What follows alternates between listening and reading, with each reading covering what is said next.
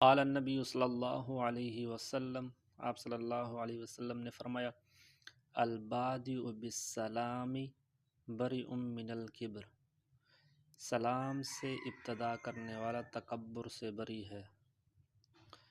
تو ہمیں چاہیے جب کسی کے ساتھ ملیں تو سلام کریں، کہیں کہ السلام علیکم۔ سلام کرنے والا انسان جو ہے اپنے آپ کو بڑا نہیں سمجھتا، تو تکبر سے پاک ہو جائے گا، تکبر نہیں آئے گا۔ تو جس انسان سے بھی ملیں سلام کریں۔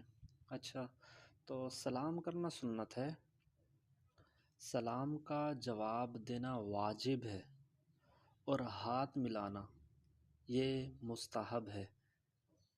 مصافحہ کرنا کیا ہوتا ہے؟ مستحب۔